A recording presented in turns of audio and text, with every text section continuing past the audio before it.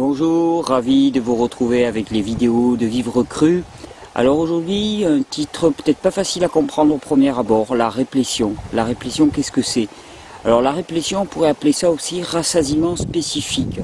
Donc c'est une notion qui est très peu connue. Je viens de m'en rendre compte dans les milieux crus, qui est très peu connue de manière générale, mais qui pourrait aider pas mal de gens. Et vous allez voir dans la seconde partie de cette vidéo, vous allez voir quel type de personnes particulièrement, puisque j'ai mené une expérience avec deux personnes, donc déjà pour vous le révéler, qui avaient des problèmes de type anorexique assez marqués, et les résultats sont avérés au-delà de toute promesse. Donc il me semble que c'était quelque chose à partager avec vous de toute urgence. Si vous avez dans votre entourage des personnes qui sont anorexiques, ou si vous-même vous vivez cela, je pense que les informations que je vais pouvoir vous donner vont vous interpeller. Et si c'est le cas, je vous demande de réagir, même au besoin de me contacter. On peut mener un suivi un petit peu plus poussé, puisque là j'ai eu des résultats avec deux personnes qui étaient relativement satisfaisants. Alors qu'est-ce que c'est que la réplétion? La réplétion, il faut, pour s'en rendre compte, il faudrait partir un petit peu de ce qu'a été l'alimentation de l'homme à ses origines. À ses origines, l'homme allait en tant que chasseur-cueilleur à travers la forêt, à travers la campagne, à travers la steppe, et quand il rencontrait un produit, il le mangeait. Il le consommait jusqu'à atteindre ce qu'on pourrait appeler l'arrêt, c'est-à-dire qu'il n'en avait pas envie, il n'avait plus envie, il sentait que son corps lui disait stop. Et à ce moment-là, il repartait, et ainsi de suite. Il ne faisait pas de stock, il ne faisait pas de mélange, il ne faisait pas de recettes. Il faut bien comprendre, comme on l'a vu lors des vidéos précédentes, que toute notre génétique s'est élaborée à cette période-là. On compare des périodes de 16 millions d'années pour l'élaboration de notre ADN par rapport à une modification récente qui date de moins de 10 000 ans. On avait fait des échelles de temps, vous pouvez regarder à nouveau les vidéos précédentes, donc pour vous donner une échelle de temps. Donc ça, c'est vraiment le fonctionnement profond de notre être qui est programmé ainsi. Et parmi les mécanismes qui jouaient le rôle d'arrêt, qui signalaient à l'individu qu'il en avait assez mangé, il y a un phénomène qu'on appelle la réplétion. La réplétion, c'est le premier moment où, en mangeant un aliment, on a la sensation d'avoir un estomac. Vous allez me dire, c'est assez difficile à ressentir. Mais non, pas tant que ça. Imaginons par exemple, on prend un cas pratique, premier repas de la journée, hier par exemple, je tombe sur un cajou de pêche. Je commence à en manger une, deux, trois, quatre, et vraiment j'ai l'impression qu'elles sont immédiatement digérées au fur et à mesure que je les mange. 5, 6, puis à la 7e, d'un seul coup, je commence à sentir une petite... je sens mon estomac, tout simplement. Bien, à ce moment-là, je m'arrête. C'est ce qu'on appelle le phénomène de réplétion ou rassasiement spécifique. Alors pourquoi rassasiement spécifique? Il est particulièrement intéressant cette explication-là de rassasiement spécifique parce que c'est réellement spécifique à un aliment. Ce que je veux dire par là, c'est que on peut très bien un jour manger 20 pêches ou 20 bananes et ne pas avoir le phénomène de réplétion parce que le corps a besoin de cette quantité-là. Et le lendemain, on va en manger 3 et on va être plein, on va se sentir plein. Donc, quand on fait une prise alimentaire, ce que je vous conseille, c'est surtout de suivre ces phénomènes de réplétion et il faut apprendre à les reconnaître. Alors, pourquoi apprendre à les reconnaître? Parce que dans l'alimentation cuite, c'est-à-dire l'expérience que nous avons tous fait de façon majoritaire dans notre vie, car je connais peu de personnes qui ont vécu la majorité de leur vie de manière crudivore en respectant les réplétions. Donc, dans la majorité de nos apprentissages, la très grande majorité, nous avons appris à confondre le fait d'être rempli avec le fait d'être satisfait. C'est-à-dire avec la nourriture cuite particulièrement, mais même avec la nourriture crue, et particulièrement dans certains milieux, je vais y revenir, il y a une recherche du fait d'être complètement plein pour ressentir du bien-être. Parce qu'on a associé depuis notre plus tendre enfance, le fait d'être plein avec le fait de se sentir en paix. Alors, il y a diverses raisons à ça, le conditionnement. Il y en a un autre, c'est qu'on confond le plexus solaire et l'estomac. Vous avez peut-être ressenti à certains moments ce qu'on appelle le plexus solaire. Donc là, je vous le désigne, j'espère que vous le verrez sur la vidéo. Donc le plexus solaire, c'est une zone, c'est une espèce, on le sent, je pense que tout le monde le ressent, qui est situé au-dessus, bien sûr, de l'estomac. Et donc, souvent, quand on est dans un état de plénitude, on ressent un état de bien-être qui émane de cet endroit-là. Et quand l'estomac est plein, il semblerait que mécaniquement, il puisse appuyer un petit peu sur cette zone et créer quelque chose qui serait assez similaire à la sensation d'avoir un plexus solaire rayonnant, un plexus solaire rempli. Et peut-être qu'en forçant les quantités, en se remplissant, on pourrait atteindre cet état-là. Il y a une autre raison à ça aussi, c'est que quand l'estomac est plein et qu'on a dépassé la réplétion, on a dépassé aussi par là même, puisque la réplétion est là pour nous signaler nos capacités digestives ou leur dépassement. Donc en dépassant la réplétion, on dépasse nos capacités digestives. Et comme je l'avais dit dans une vidéo liée à la gestion des émotions, le corps ne peut pas faire de grands travaux à la fois. Et parmi les travaux qui prennent le plus d'énergie, il y a la gestion de nos émotions et il y a la digestion. C'est-à-dire que quand on digère des quantités anormales d'aliments, eh bien, on n'est plus en lien avec ses émotions, on ne gère plus ses émotions. Et donc, c'est une manière de se prémunir d'elles et donc de se sentir d'une certaine manière en paix. On ferme les volets, on arrête de regarder ce qui se passe en nous, on se bloque à toutes nos émotions. Donc voilà les raisons pour lesquelles culturellement, certainement, nos apprentissages nous ont poussés à ne pas respecter ces sensations. Donc c'est un phénomène sur lequel il va être très difficile d'aller contre. Il va s'agir au quotidien, au début, c'est pas naturel. Voilà, puisque c'est un apprentissage, il faut bien comprendre que pour le désapprendre, au début, ça ne sera pas naturel. Il va falloir apprendre à s'observer et surtout à combattre la frustration, parce que souvent on va sentir la répétition, puis intellectuellement on va avoir envie d'en manger plus. Et bien là il faut faire vraiment un effort. Et je ne saurais trop que vous encourager à ne pas vous bloquer sur du mono-aliment, c'est-à-dire par exemple se dire ben, je ne vais manger que des pêches à ce repas, et donc quand on va sentir la répétition, on va être frustré parce qu'on va se dire d'ici le prochain repas je vais rien manger, alors là l'intellect se met à partir en bicyclette. Non, on peut s'autoriser à manger un autre produit. C'est un rassasiement spécifique. Et pour vous donner un exemple, par exemple, j'ai l'exemple dans lequel moi j'ai mangé 7-8 pêches d'affilée, puis là j'ai senti la réplétion. Et suite à ça, j'ai mangé un gros bouquet de céleri, donc qui représente un sacré volume, et je n'ai pas eu la réplétion du tout, et j'ai pu continuer à manger, et je n'avais aucune sensation au niveau de l'estomac. Donc c'est des choses vraiment spécifiques à un aliment. Je vous encourage à le tester, à ne pas me croire, parce que de toute façon vous ne me croirez pas sur ma bonne parole, pour la bonne et simple raison que nous n'avons pas fait cette expérience avant. Donc ne me croyez pas, essayez. Essayez, vous allez sentir que c'est vraiment spécifique à un aliment, à un moment. Donc ce rassasiement spécifique est très important parce qu'il nous signale le dépassement de nos capacités digestives.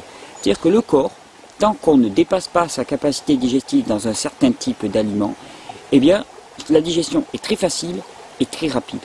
Mais dès qu'on la dépasse, la digestion peut s'allonger extrêmement. Par exemple, il semblerait que la digestion de fruits comme des bananes, par exemple, eh bien, selon qu'on est avant ou après la réplétion, elle peut être multipliée par 3. Elle peut durer 3 fois plus longtemps. Et ça vous est certainement déjà arrivé d'avoir des bananes sur l'estomac tout l'après-midi. Et je pointe ce fait aussi de la réplétion très particulièrement parce que dans certains milieux crudivores, frugivores en particulier, il y a certains forums américains dans lesquels on fait un culte du fait d'être plein et de ne pas respecter cet arrêt-là. Je pense que c'est un travers, à titre personnel, que c'est un travers de certaines personnes qui ont des tendances boulimiques avérées et qui le renvoient et qui en font finalement, c'est une forme de rationalisation cognitive, c'est-à-dire que en le prônant comme exemple, elles se rassurent par rapport à leur propre comportement et évitent de travailler dessus. Il n'y a pas que cette approche-là. Regardez, il y a énormément de gens qui ont une alimentation même crue et qui mangent beaucoup moins, qui ne se remplissent pas délibérément et qui vont très très très bien. Donc il y a des questions à se poser à ce niveau-là. Et alors, pourquoi est-il important de ne pas mélanger des aliments? On va faire un exemple. Lors d'un repas, on va manger des bananes et on va manger des pêches, par exemple. Parce que finalement, l'odeur, c'est ce qui nous attire le plus. Simplement, si on prend 4 bananes et 3 pêches, intellectuellement, qu'on les met dans un blender ou que simplement on les mange une tranche, qu'on se fait une salade de fruits, même sans sucre, sans rien. On mélange les bananes et les pêches et on mange ça. Puis d'un seul coup, on va sentir la réplétion. Oui, mais qu'est-ce que c'est qui nous arrête? Est-ce qu'on a mangé assez de bananes? Est-ce qu'on a mangé assez de pêches? Impossible à savoir. Vraiment impossible à savoir. Impossible à savoir parce que notre ADN, notre fonctionnement interne au niveau le plus profond, a été programmé pour fonctionner de manière à ne pas mélanger les aliments. Donc, je vous encourage à manger des bananes jusqu'à la réplétion. Et peut-être que ça sera 4, peut-être que ça sera 3, peut-être que ça sera 2, peut-être que ça sera 6. Je n'en sais rien. Vous n'en savez rien vous-même. Je n'en sais rien moi quand je commence à manger. Je ne sais pas combien je vais manger. Et ensuite, à manger des pêches jusqu'à ce que vous vous sentez bien.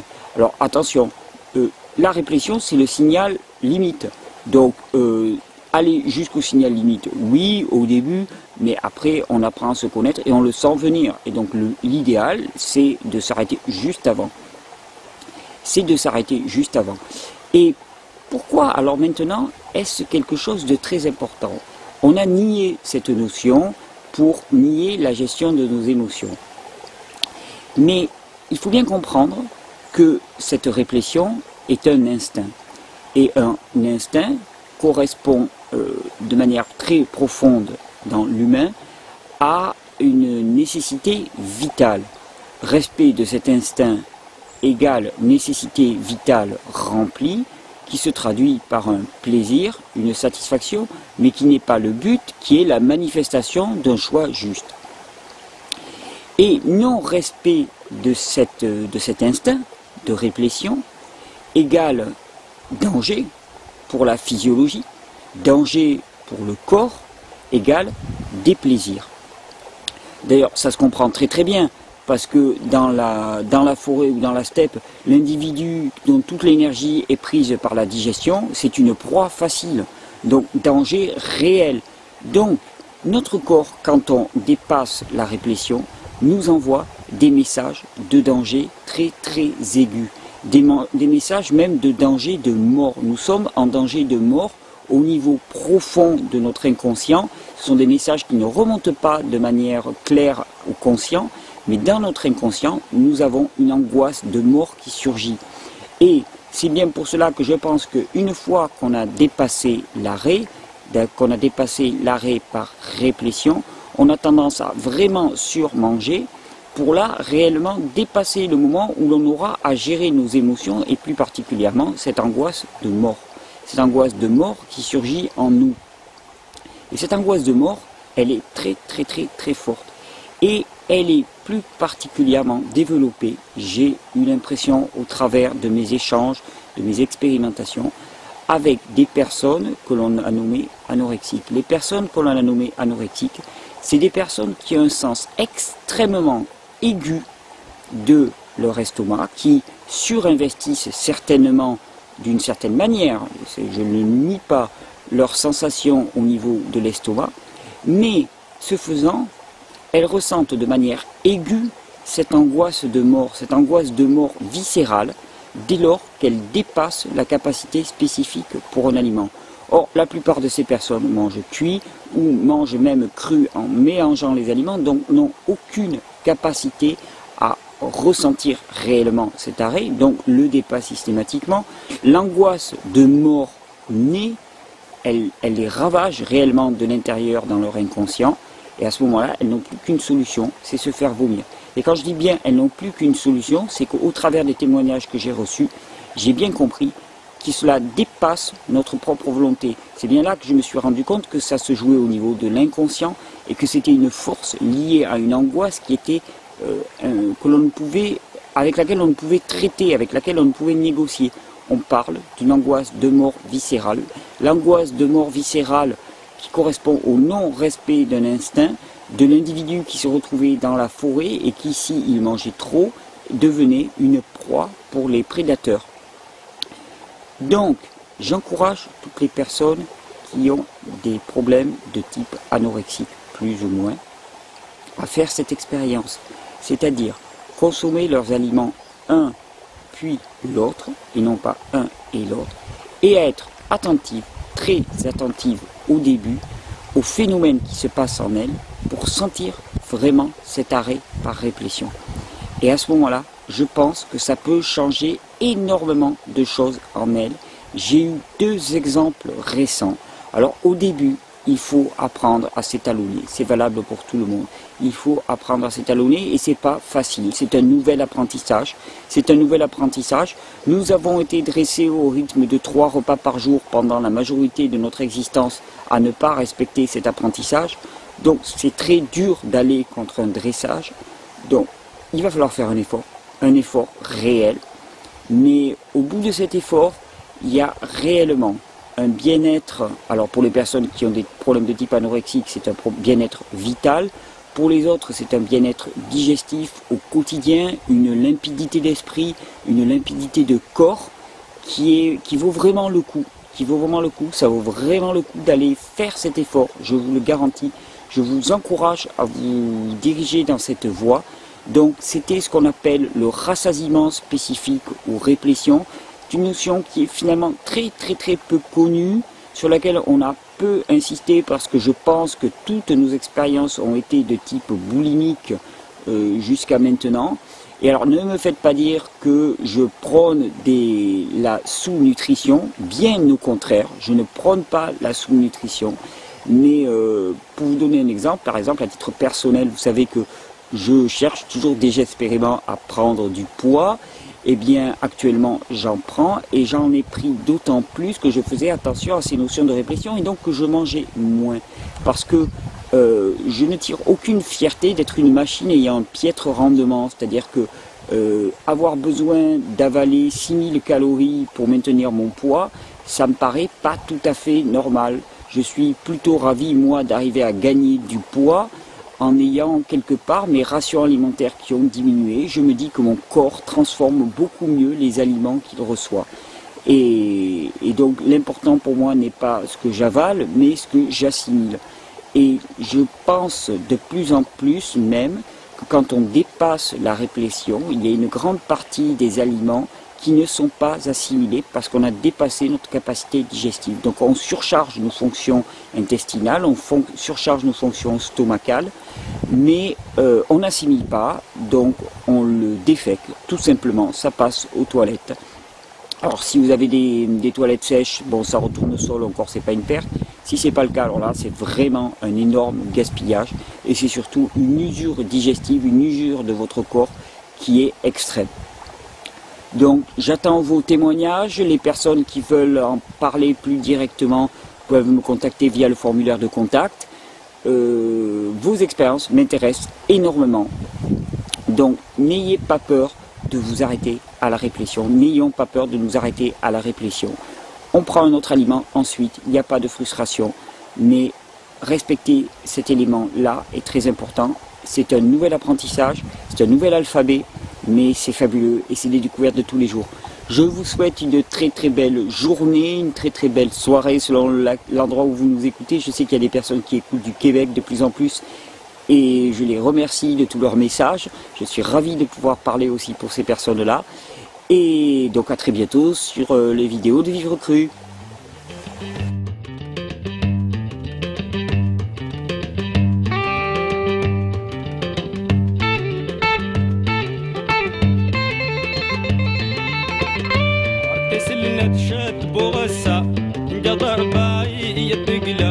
ارتسل ندشت بغصاي